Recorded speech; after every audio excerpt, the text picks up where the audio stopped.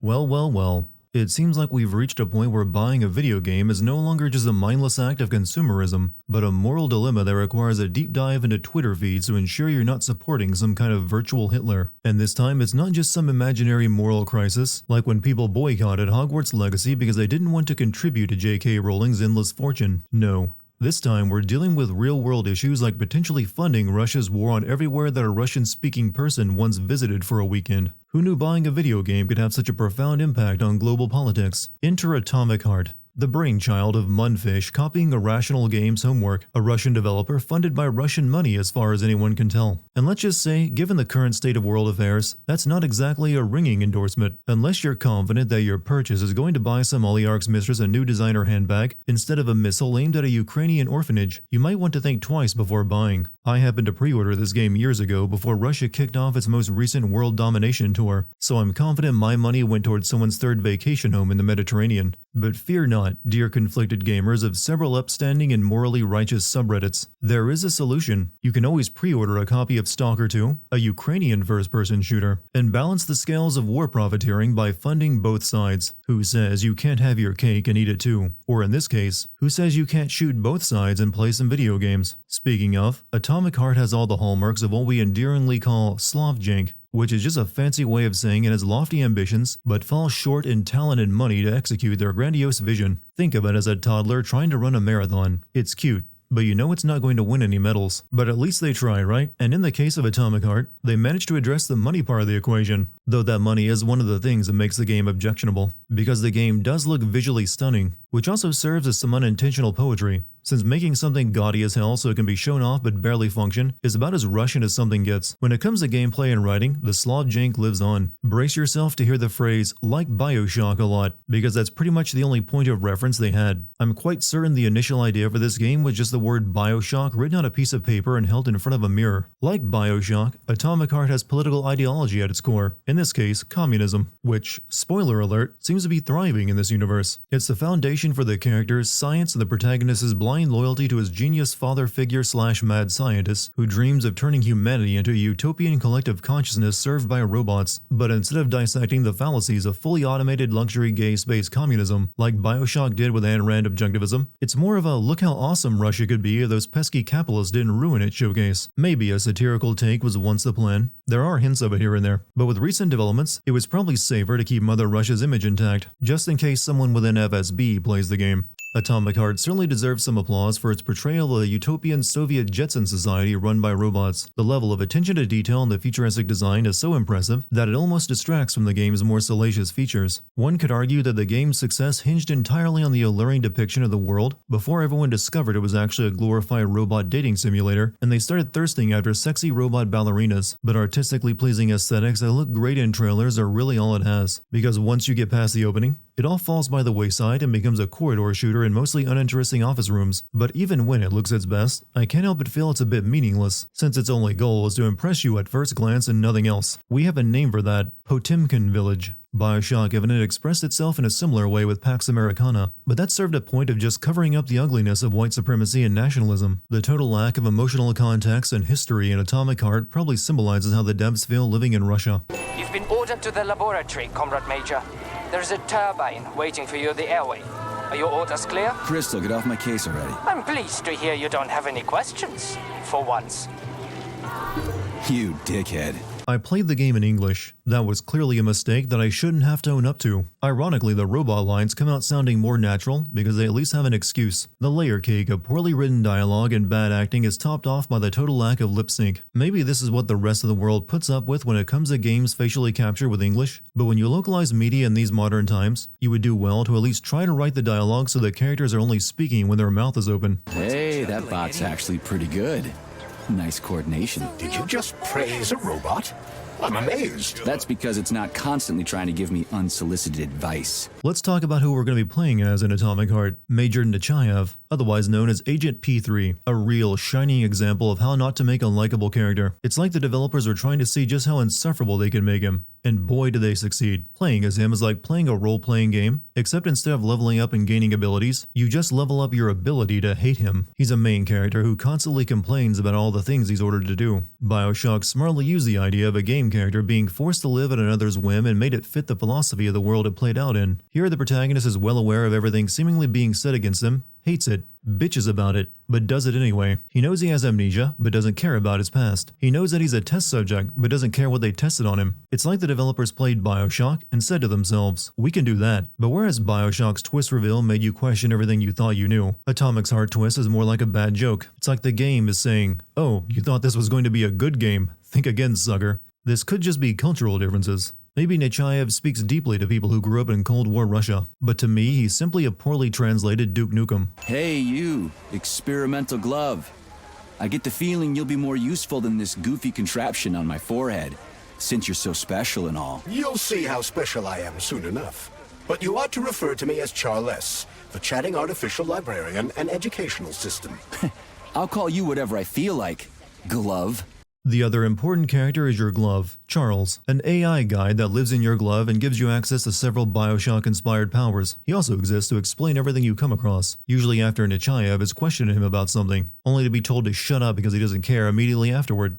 Would you like a thought device? Ah yes, the thought device, that masterpiece of design. Truly, nothing screams well thought out like a head-mounted gadget covered in writhing tentacles that would drive anyone insane within minutes. I can't imagine why anyone would want to avoid having their field of view obstructed by pulsating, wriggling appendages. What a brilliant idea. Everyone has to share the single cup in the soda machine. Truly a communist paradise. Everyone here seems so happy and content.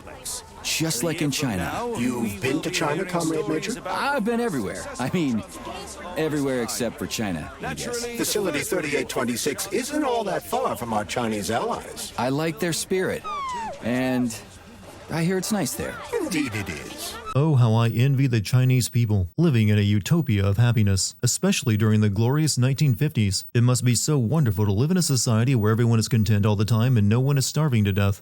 It's like there's something stuck in my head, but I can't figure out what it is. Crispy critters, man. Crispy critters is the one term that would be mentioned more than like Bioshock in this video if I played every clip of Nechaev saying it. It's his catchphrase, and more important to him than a comforting bowl of chicken soup. I thought it was going to be something akin to Would You Kindly from Bioshock, and there are some similarities with Nechaev's personality and psyche being artificially constructed and turning into a mindless killing machine at the flick of a switch, but the term crispy critters has no special importance to him other than a comfort word. He's like the one guy still repeating that's what she said because he thinks it's hilarious. Are the days when Soviet citizens had to spend years studying at educational institutions.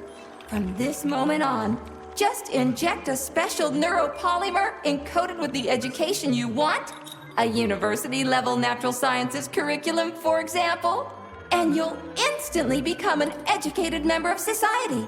Want to learn Korean, or get a doctorate in nuclear physics, or learn to play the piano? With Collective 2.0, you can! Yeah, been there, done that. Skip the foreplay, bot. A robot explains to Nechaev how to download knowledge into his brain, and he just shrugs it off like it's no big deal. I guess the ability to become a genius in a matter of seconds is just as impressive as a grilled cheese sandwich to him. Maybe if the neurocapsule had come with a side of fries, Nechaev would have been more excited. Demon, be gone. For your information, that's a highly user-friendly gesture. It was developed by our leading expert in the field of advanced interpretive avant-garde absurdist Dadaism. Advanced interpretive avant-garde absurdist Dadaism is a really long and fancy way of saying Zoomer humor, because they make you throw up an L sign whenever you want to scan the area if you can't find your objective on your own. The car is waiting. You must go to Dr. Sechenov's office for the access code. It's been left with one of his bodyguards. Every Russian character in this localization speaks English with an American accent. Stockhausen speaks with a pronounced German accent. Is it a subtle way of showing how Americans think they're the only ones who matter, or is it just a bad casting decision? Either way, it's a head-scratcher. The ballerina robots have garnered quite a bit of attention since the game's release. As easy as it would be to dismiss them as jerk-off material, you have to consider that the entire game is already jerk-off material to Soviet revisionism. I think there's actually more to them than that. For one, they rarely speak, sparing them from being tarnished by the game's horrendous writing. Additionally, their impeccable design and robot ballerina movements give them more personality than any human character in the game. They're like a breath of fresh air in a game full of stale bread. It's a prime example of how less is more, something the rest of the game could learn from, considering every other character is downright abysmal from their design to their dialogue. It's small wonder why they stole the show. They're the only characters that stand out. We could take the same elevator we took to get up here. Thanks, Einstein. Would Einstein really be used as a sarcastic insult in a world where anyone can download knowledge into their brains and potentially be as smart as him? And clearly Sechenov has had more profound effect than Einstein by discovering polymer in the 1930s, which is the substance that allows this paradise to function, built robots that defeated the Nazis in the 1940s, and is now creating a worldwide network that will allow people to control robots with their mind. In the opening segment, you walk through a science fair and a parade just to meet your boss, Sechenov, but when you finally get to his office, his robots hand you a key and tell you your car is waiting. Apparently the key isn't even for starting the car, but for calling a flying robot that attaches cables to your car and flies you off the floating island. Meeting your boss is like playing a game of telephone, but with robots and flying cars. Through sheer impressive unoriginality, Atomic Heart managed to rip off all 3 Bioshocks in one game. You have a floating city at the start, later an underwater facility where people are injected with substances that make them act irrational, and it also copies the villain's plan from Bioshock 2 of using a special substance to connect everyone in a hive mind. During your flight, the robots go haywire and start killing everyone, except for the robot that was holding your car up in the sky for some reason. It could have just dropped you, but didn't. Despite being unconscious on the ground for an undetermined amount of time, no robots killed Nechaev even though there were robots in this very area. Nothing here is the way it's supposed to be. Whatever's going on clearly started a while ago. Victor Petrov is the reason. He's a traitor who hacked into Collective's central hub and caused the civilian robots to attack facility employees. Petrov has the access codes for the hub.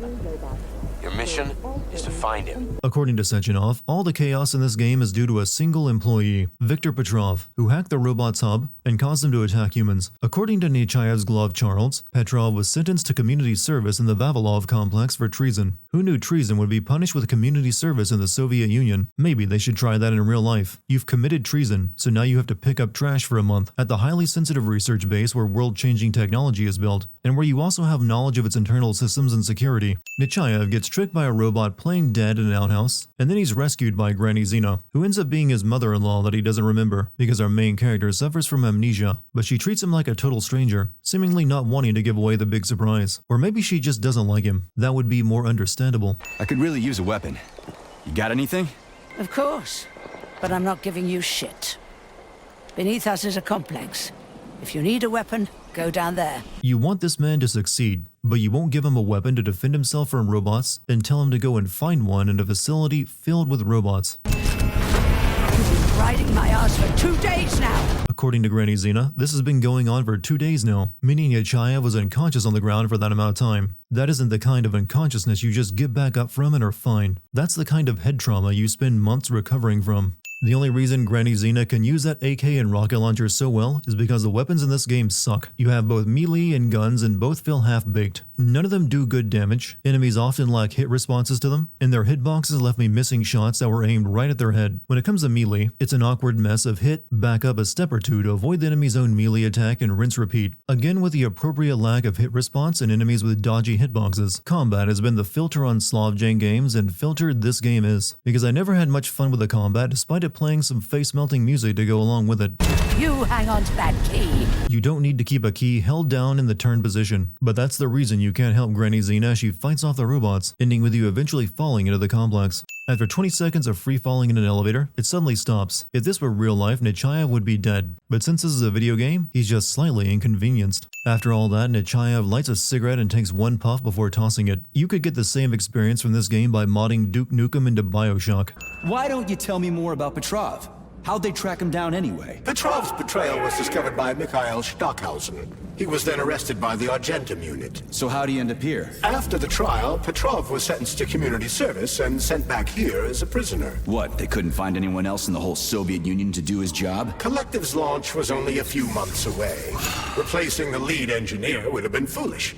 Petrov had to finish what he'd started, and that's what they made him do. So, Victor Petrov, Mr. Treason himself, was too valuable to be replaced. I mean, who wouldn't want to trust a guy who betrayed them once, right? It's as if they handed him the keys to their secret mind-controlling robot project and said, please don't betray us again. Pinky promise this time. Looting mechanics that turn you into a human vacuum cleaner? Sign me up. Who needs immersive scrounging? Letting me hoover up everything in sight is a nice way to cut down on the more tedious nature of any game with a crafting system. The men died here just to draw a circle around a crank someone might need for the door below. Why does this tunnel in the ceiling of this advanced research facility look like a World War I trench? May I remind remind you that your gear includes a special Yarov Abalakov backpack for storing items and equipment. It utilizes a quantum singularity to shrink items placed within it, then restores them to their original size upon extraction. Ah yes, the quantum singularity backpack. Perfectly plausible inside the game's world, yet I still managed to run out of inventory space. It's like they forgot the whole quantum part when they capped our storage. I guess the laws of physics just don't apply to my hoarding tendencies.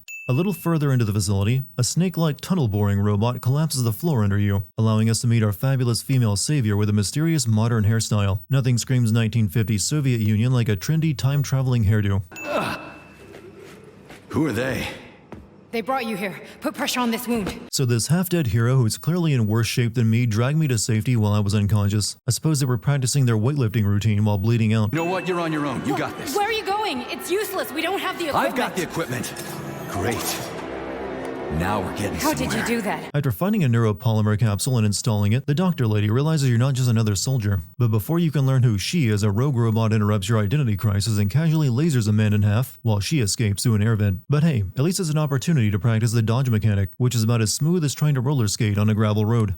Behold the door lock that mocks the laws of physics and human intelligence. None of its four arms extend past the door to the frame, which is how an external lock like this would keep something closed. And to open it, you have to snap your fingers in time to the lights. Neither make it a functional lock. Supposedly, they designed these locks this way to trip up robots and not humans. But that simply means they anticipated losing control of the robots and never developed a real contingency plan other than minigame captchas. Oh, what a stud! I can't get enough. Jocks, let's tie you to the bed, baby. No need to fight back, sugar. You're gonna love this. Soon after, you're assaulted by a horny vending machine. It's funny because the assault is happening to a man and therefore acceptable. Passive-aggressive jokes aside, this OnlyFans Coke dispenser serves as your upgrade station once you tame it. Intimate crafting sessions and a twisted tale of Stockholm Syndrome make this a love story for the ages.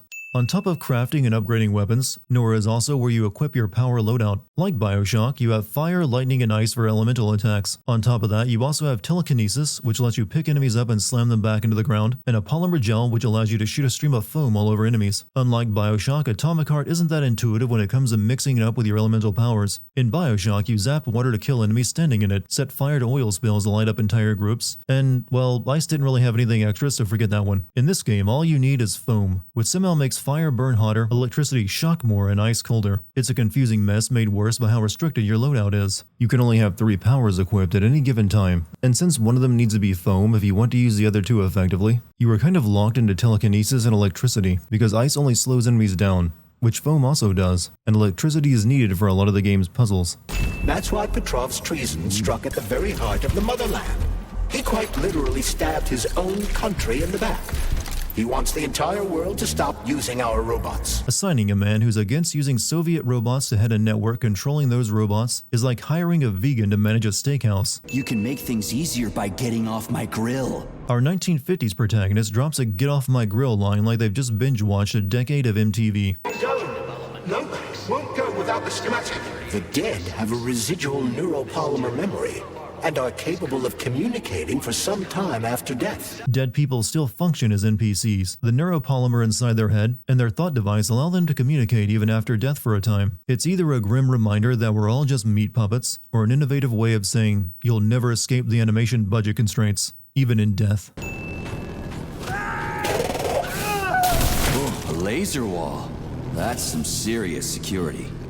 Try upgrading your equipment to increase your laser resistance. To get through the laser wall, you have to buy an upgrade that stops you from dying to lasers. Incredibly straightforward design, I'll give you that. The only problem is that I don't recall coming across a single other laser gate in the game that I needed it for. It's like being handed a one-time pass to a laser show and being told to enjoy but don't come back. Don't worry, honey, I'm right as rain. The operation was totally painless. You need to leave right now. There's a man coming for you. He's armed and wearing an experimental polymer glove. Turns out the lady from earlier, Filatova, is Viktor Petrov's fiancée. Perhaps because much of Western entertainment was banned in the Soviet Union, they just weren't exposed to the concept of lovers helping their partner escape from confinement like we have. Because Filatova, working in the same facility where Petrov was assigned, should have been a major security risk.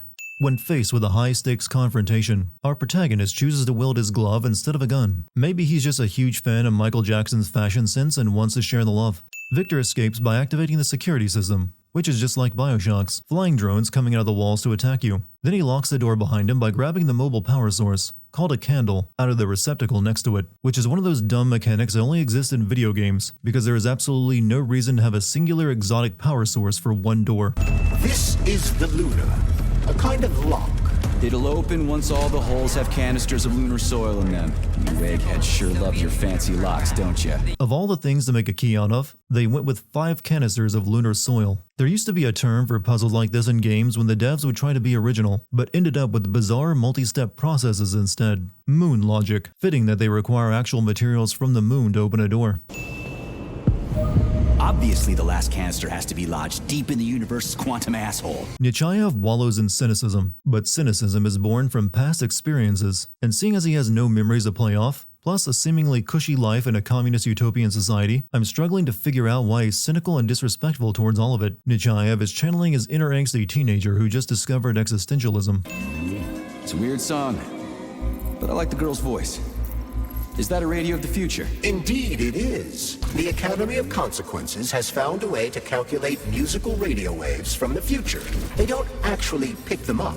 This isn't a time machine after all. What you're hearing is based on a very specific mathematical calculation. There are some really solid sci-fi concepts going on in the background radiation of this world, like the floating bubbles of polymer you swim through to access otherwise impossible to reach areas. But the one I like the most and wish they'd done more with is the radio of the future. The Soviets invented a quantum algorithm that can seemingly predict music that will be created in the future and play it for the people. Granted, this is yet another idea they ripped off from Bioshock Infinite, but I like Atomic Heart's explanation for it a bit better. It goes to show how much more interesting the world is over everything the characters care about right now. According to biometric readings, this is Petrov. It is?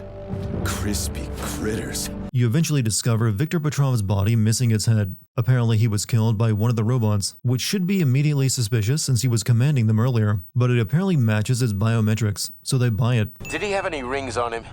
2 gold rings? No rings, sir. Sechenov asks if Viktor Petrov was carrying 2 gold rings on him. This question is a bit odd since our boss isn't a jewelry collector. It never mentioned anything about finding rings in his orders. The energy from the candles isn't sufficient to power the main gate, but installing them activated a system that provides special polymers to the birch tree life support system. The life support system has 4 primary functions: maintaining optimal temperature, eliminating insects. In other words, 4 columns, 4 canisters. 2 candles are not enough power to open the gate out of this facility, which makes you wonder just how much power a frickin' gate needs. And why would they power their gate with an experimental birch tree-based generator that dies if not perfectly tended to and needs reviving by finding 4 canisters to plug into it? Why wouldn't the front gate just be powered by whatever power source the rest of the facility uses? Robots killing everyone due to hacking is plausible enough, but this facility was also accidentally developing flying plants that turn you into a mutant. Don't get me wrong, they're just as janky to fight as robots are, but it feels like their inclusion was only because the developers didn't have a solid idea of what they wanted to make. The boiler cooling method, involving shoving cryogenic balls into tubes using telekinesis and navigating them through winding paths, some ending in dead ends, throws practical engineering out the window. It's like the developers replaced the facility's engineers with a bunch of kids playing a giant version of the classic Marble Run toy. Who the hell came up with all this shit? We're doing this so we can leave the Vavilov complex. Why can't I just, I don't know, walk out a regular door? I'm afraid only an irregular door is available. I swear, they wrote this main character after the writer got pissed off at the same bullshit happening in Bioshock while they were copying from it, and figured they'd vent in their clone of it, but were still stuck doing it anyway. All you've done is perpetuate the cycle. Did you hear that? I hear everything you hear, Major. So, what do you think? Crispy critters! Quiet, damn it! There's something dangerous up ahead. I had hoped Charles would be the better of the 2 protagonists, but even he has the social skills of a wasp at a picnic. Shit! The pump! The hemlock needs to be sprayed constantly. We're almost out of PA-400. You need to find that polymer container right now! The Hemlock Sprayer's manual pumping mechanism is an ironic statement to the facility's otherwise advanced technology. Apparently, in the Atomic Heart universe, there is always room for a little old-fashioned elbow grease. Give me your cigarette! You can ignite polymer with a cigarette? This one! You know I can add fire canisters to my guns and make them shoot fire bullets. We don't have to rely on throwing a lit cigarette in hopes of igniting the polymer from the tank. Picture this. You're immersed in a linear corridor shooter, and suddenly, poof, Welcome to a half-baked open-world experience with all the empty space you could possibly not ask for. Honestly, I believe Atomic Heart started out as a sandbox survival game, and then at some point someone came in and said, we need a plot, and they bolted on the entire first act to set things up. It would explain why the open world part of the game does everything it can to discourage you from exploring it or enjoying yourself. Everything above ground is entirely stealth-oriented. Cameras are everywhere, and they will raise your alert level, which calls in robots to deal with you. And if you fight the robots, it just calls in more robots until you're overwhelmed. The map has a few bonus complexes you can enter and solve puzzles in order to find upgrades for your weapons, but to get into them you have to hack into the security cameras to open doors leading down to them. I eventually just started making a beeline from my objective and ignored everything else. As for drivable vehicles, only the red cars work, for reasons known only to the game devs. Here's a little tip for you, Sonny. You need bigger guns. Then you can take out all those nasty buggers without breaking a sweat. Right. Guns are kind of hard to find around here. You should stop by my hut. I'll find you a blueprint. Granny Xena, our lovable arms-dealing babushka, finally decides to part with a bigger gun. Of course, it would have been helpful to have it sooner, but no one wants logical progression in a game. Just take the gun blueprint and craft it yourself using your own materials and be grateful, I guess. Granny Xena's hut is the epitome of Soviet innovation. A rocket-powered mobile home with a direct live stream to a high-level government meeting between the Politburo and Sechenov. It's equal parts absurd and impressive. Do you realize what this could mean for us? An international scandal. A Russian government that cares about international opinions? It's a narrative so unbelievable it's laughable. Our Atomic Heart project is in jeopardy.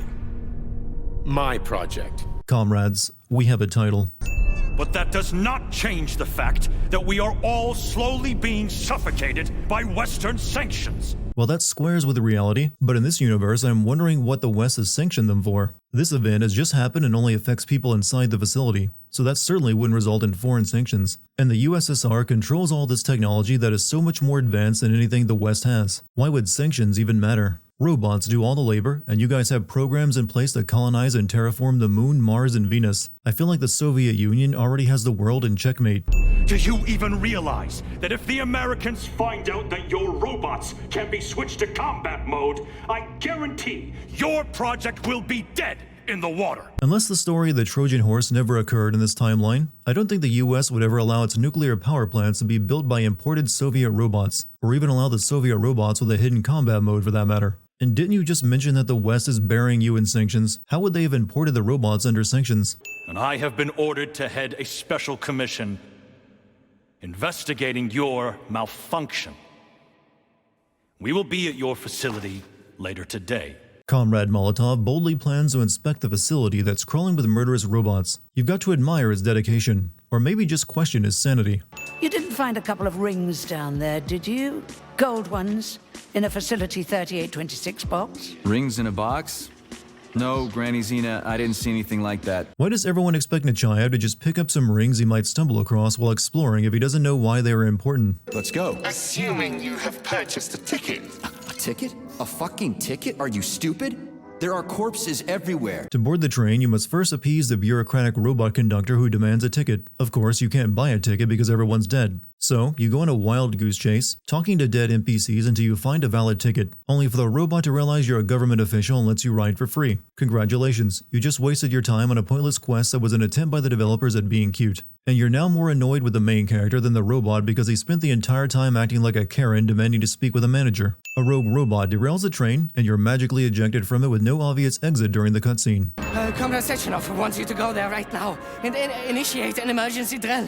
Got it? What the hell for? Okay, fair enough. Stockhausen, Sechenov's assistant, who somehow arrives at the station unharmed amid all the chaos, gives you your next objective: initiate an emergency drill at another facility. Nechaev asks why, but Stockhausen provides no explanation, and Nechaev agrees anyways. Is this poor localization or just terrible writing? The world may never know.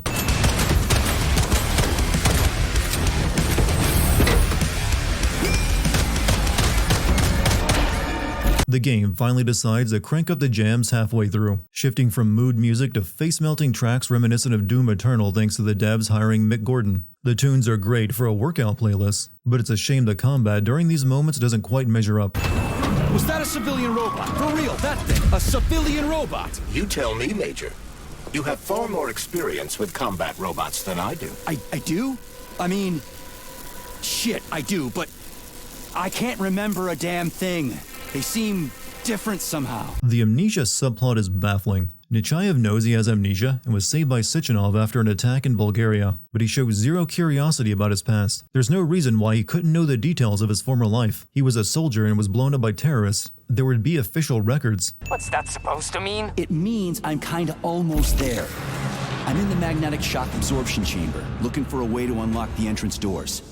Can you open them for me? No, I can't. I don't have the skills. This is your responsibility. Then get off my grill. The game tries to make you hate Stockhausen by portraying him as a pushy, annoying jerk. However, it forgets that it portrays the protagonist exactly the same way. The VDNH's front door relies on solar power from two deeply recessed mirrors outside, meaning it can only open and close at certain hours during daytime. The developers must have had a blast inventing the most impractical and inefficient ways to power facility gates. Okay, bot. Set the VDNH to drill mode. Drill mode? This would lead to even greater aggression from passive and physical security systems. It will endanger you and may lead to death of the surviving people, assuming there are still any left. Activating drill mode raises the question, what's the point? What possible benefit does it provide? Sechenov needs it turned on before Molotov arrives to inspect the facility. The game seems content to leave us guessing about what it does. Prove that you are a human. I will not follow the orders of a robot pretending to be one. To prove your humanity to a robot, you must solve a CAPTCHA. To complete the CAPTCHA, you have to dismantle decorations from the exhibits, because nothing says I'm human like defacing public property. A single robot cannot engage the military drill mode. Such procedure requires the presence of 2 robots instead of 1. Now your mission is to find Robot Claire's parts because only 2 robots can switch on drill mode. The mode that will see no changes in the environment or the way robots act and seemingly does nothing. Honestly, I should let the main character do the sinning for me. He's just as annoyed by this padding as I am. This game is bizarrely, uncomfortably horny at times. Hey, Charlie. Why couldn't they just put regular, more reliable locks everywhere? Like with codes and shit? I suspect it's because if they had, anyone who hacked the code would be able to open the locks without authorization. Yeah, but now anyone who solves the puzzles can get through. In other words, pretty much anybody. Every time the game tries to justify its absurdity, it digs itself deeper into a hole. Rotating hallways and magnetic ceiling puzzles don't exactly scream top-notch security. To get the robot's right arm from the giant Snake robot, you must win a round of the classic arcade game Snake. Sure, the robots may be set to combat mode, but that doesn't mean they don't respect a man's gaming ability. The left arm is in the tank of a plush, an obnoxious enemy vulnerable only to your melee attacks. Oh, and it loves trapping you in a button prom grapple that lasts an eternity. Launch code sequences match. Initiating VDNH mode of operation change. New mode, military drill. I still have no idea what military drill mode is or why I needed to activate it, but you managed to turn it on just in time for Molotov's arrival. When Sechenov's Collective 2.0 launch is cancelled by Molotov, Sechenov asks him for a private chat. That's when things get extra weird. Nechaev freaks out and then hallucinates a children's fairy tale world, where he's a bunny collecting apples in a frozen-in-time war zone. After coming back to reality, Nechaev finds Molotov and the government commission dead. It's pretty obvious that Nechaev just killed all of them, and Sechenov should know this, because he's aware that Nechaev can go into a berserk kill frenzy at the push of a button. But he doesn't question any of this, assuming it was robots who snuck in, killed the commission, and miraculously left Nechaev alive. The twin ballerina robots commence a bizarre ballet performance, which is actually their way of removing their alpha connectors. These connectors make them unique because only Sechenov can control them, and they enable the robots to activate a polymerization machine that absorbs Molotov's body and supposedly his knowledge. I won't pretend to fully grasp what's happening here. The game got entangled in its convoluted details hours ago, and its weird science magic polymer, which seems capable of doing just about anything, is poorly explained at best. The game relies on looking intriguing without any intellectual weight behind its actions, a problem from the get-go. And these 2 attractive robots, think of them as beautiful assistants to a stage magician, distracting the audience from a mediocre magic trick. The red polymer goop man that emerges from the tank and absorbs Molotov plays a role later, but when it wraps around Molotov, it twists his neck and arms backwards. However, Molotov's skeleton inside the tub looks normal, with his clothes facing the right way on his skeleton. When your accomplice is a neurosurgeon of Dr. Filatova's caliber, then anything is possible. Petrov is somehow still alive, and the body you found earlier that was confirmed as his was a lie orchestrated by Filatova, the purple-haired lady helping Petrov. She could do this because she's a neurosurgeon. What being a neurosurgeon has to do with disguising a corpse for someone else, I have no clue. Nechaev discovers Petrov and Filatova inside the computational center trying to send a message to the West, but he's promptly knocked out after a robot grabs him and Petrov tasers him. The tradition of main characters being defeated by someone hiding behind a door lives on. To be or not to be, that is the question. Whether 'tis noble in the mind to suffer the slings and arrows of outrageous fortune, or to take arms against deceived troubles. Antagonist quoting Shakespeare does not constitute a character trait, and you can't make it one no matter how many times it pops up. He'll rip anybody's throat out of section off orders him to! Victor, he's tied up. I'll program a treatment and then we'll go. Your boyfriend only tasered him in the back. What kind of treatment could he possibly need other than burn ointment and a band-aid? How many people have your robots slaughtered without so much as a warning? Petrov? 2,000? 3,000? That's not Victor's fault. It was a local malfunction. The robots are attacking everyone except you two. Why is that, if you're not controlling them? Given what we'll learn about Filatova later on, and how deeply involved she is with Collective 2.0's true purpose, her naivety and failure to realize that Viktor Petrov is responsible for the rogue robots killing everyone but the two of them makes no sense. After Filatova flees upon learning the truth, Petrov tries to kill Nechaev, but backs down so he can start planning a far more theatrical way of killing him once he runs away and Nechaev follows him to the theater. Just do me a favor. Do it. Charge, okay? What is that? The door is electrified. It's a trap. Son of a bitch! I'm still gonna get you! Hang on, Comrade Major. I'll try to reduce the charge. I literally shoot electricity out of this glove, and you're telling me that an electrified floor, made of ceramic tiles no less, can disable Charles.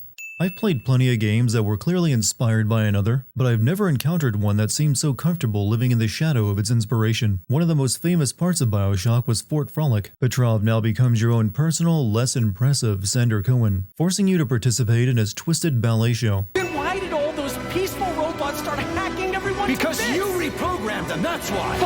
Are you serious? How stupid can you get? Do you have any idea how long it takes to write a functional algorithm for a single robot?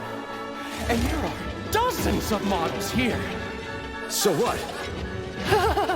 I'll tell you what.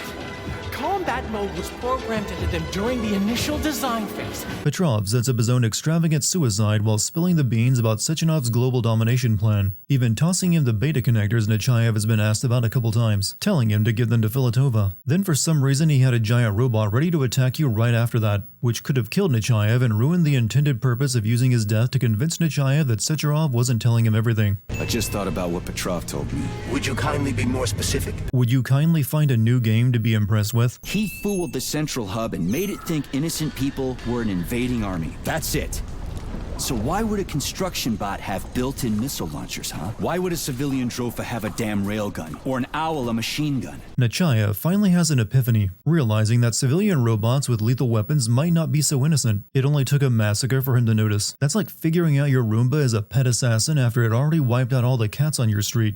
Stockhausen tells you to meet him at the Pavlov complex, a secret facility full of incriminating evidence that this facility has been doing terrible things like human testing and is also full of murderous robots and mutants. Yeah, that's exactly where I'd want to meet someone too. What a shame. The world just recovered from a war, and now there will be another. Well, it's not really so bad if you think about it. What do you mean, Comrade Major? If Comrade Sechenov and the Politburo want to take over the US and even the whole world, they won't fight regular people. But civilians do perish during combat operations. You know all about that. Taking over the world? No biggie. A few civilian casualties and genocides here and there are just par for the course. That's the logic of our main character. Sometimes volunteers die. The sub-basement exists so that their deaths will not be in vain. Their bodies are studied to prevent this from happening again. Screw your sometimes. Couldn't they just use the condemned on death row for this? Nechaev, man of peace. His brilliant idea, use death row inmates for human testing. This is the kind of brain-dead ingenuity you expect to hear from your relatives on social media. Not the mad task was saving the world. Nechaev delivers Petrov's head to Stockhausen, who places it in a chamber so it can be absorbed just like Molotov was. Then Filatova runs in and chucks a grenade into their midst, which doesn't seem to kill anyone, but does break open the red polymer container which spills out and absorbs Stockhausen. I'm not sure what happened to the two ballerina robots who accompanied Stockhausen. They didn't react at all to Filatova tossing a grenade, and Filatova herself just disappears after this. During all this, Nechaev has another episode in Soviet Candyland, which doesn't really amount to much and ends abruptly, and doesn't even make sense based off what we learned about Limbo later.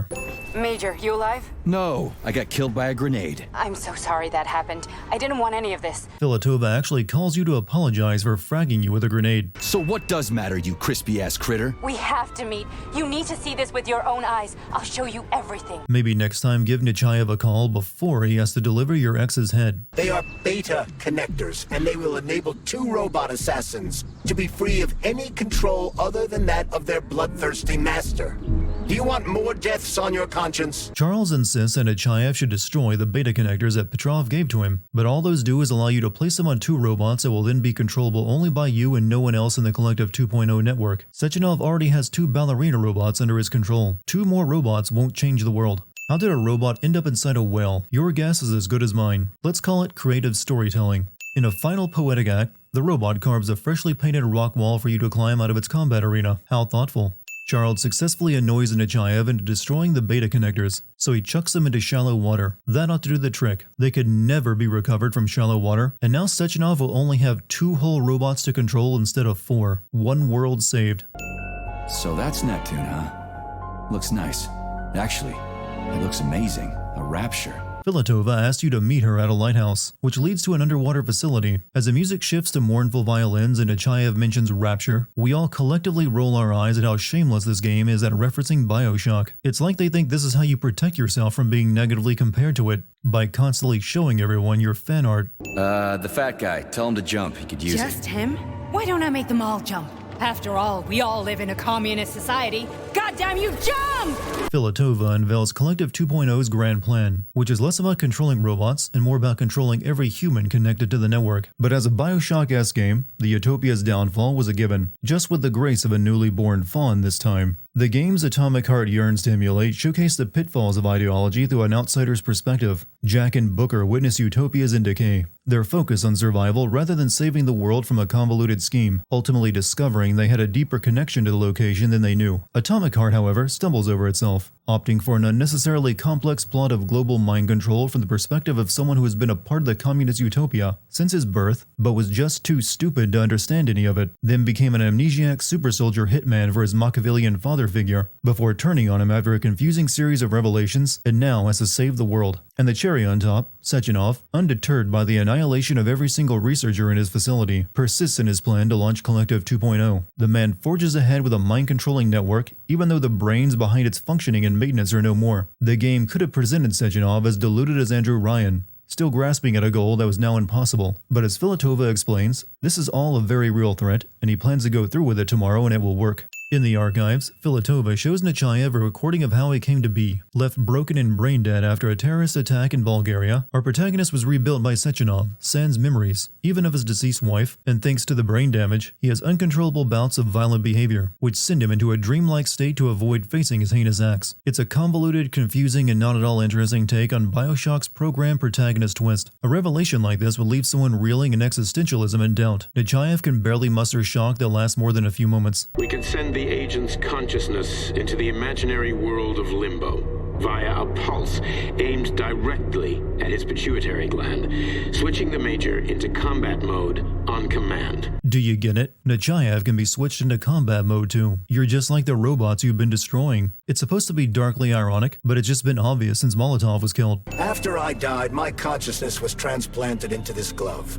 After your wife died, her consciousness could not be saved. But Sechenov uploaded an imprint of her professional skills into his bodyguard's matrices. The twin ballerinas are, in fact, the left and right halves of your deceased wife's brain. It's a reveal so lackluster that it barely registers as a plot twist. Despite knowing that Nechaev can turn into a killing machine at any moment and that he started to hallucinate while down here, Filatova bravely steps into an enclosed elevator with him. It's a testament to her unyielding faith in human nature, or her desire to win the Darwin Award. Upon regaining consciousness, Nechaev finds himself on top of the floating city where his journey began, and we can only assume that Granny Xena, in her rocket hut, whisked him away from the underwater facility. The plot thickens, or rather tangles further into a web of confusion. Granny Xena somehow knows you've discovered the truth about your past, so she now has no trouble bringing up that your wife was her daughter, making her your mother-in-law. On the one hand, I've got lying, manipulative dicks who claim to be noble avengers. On the other, I've got a Soviet scientist and member of the Academy who wants to enlighten all mankind and use me to get rid of assholes. According to the manipulative dicks. that is. It's time to choose your ending. Leave, or follow in the footsteps of historical figures like Napoleon and Hitler, who also made terrible decisions when it came to Russia. History repeats itself, even in video games. I won't let anyone in, as long as you're here. The horny vending machine stands as a testament to individualism in a world of conformity. Even when all other bots have returned to normal after Sechenov used the information in Petrov's brain to undo combat mode, this one refuses to bow down. Atomic Heart Project. Approved by the Secret Congress of the CPSU Central Committee on February 14, 1951. The elevator, earlier just a simple mode of transportation to Sechenov's office, now conveniently reveals the intricacies of Project Atomic Heart. As it lays out what has to be top-level classified information, you have to wonder why it was ever programmed to reveal state secrets like a museum kiosk. So how were they gonna pull that off? Well, Sergei, first they sell robots, then they simply give them away as aid. Once they reach critical mass, they take over all the power plants and cut off the power. Project Atomic Heart's plan to conquer the US relies on the naive assumption that the country would trust Soviet-built nuclear reactors and allow Soviet robots into the country. It's a master plan that hinges on the US making absolutely suicidal decisions. It's not as if the Cold War isn't going on in this universe. Down, Sergei. I can see you're terribly upset.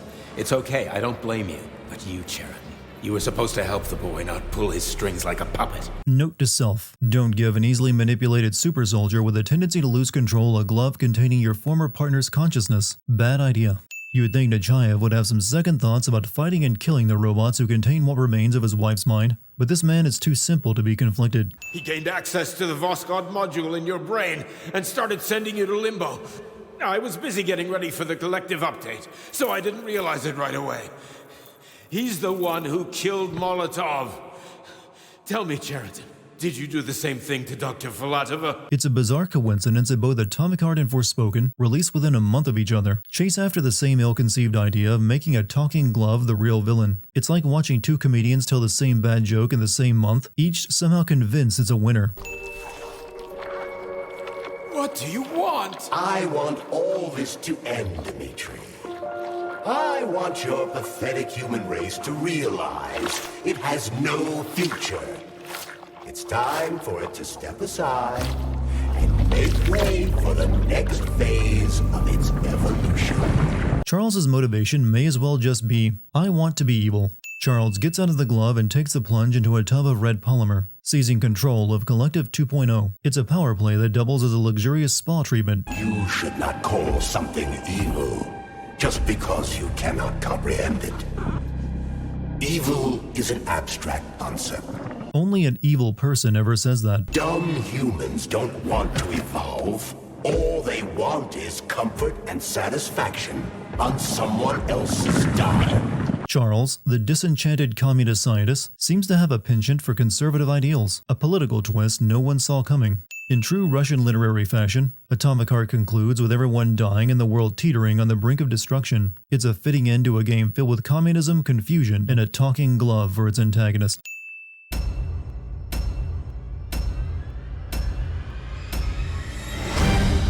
I'm escaping to the one place that hasn't been corrupted by capitalism. Space!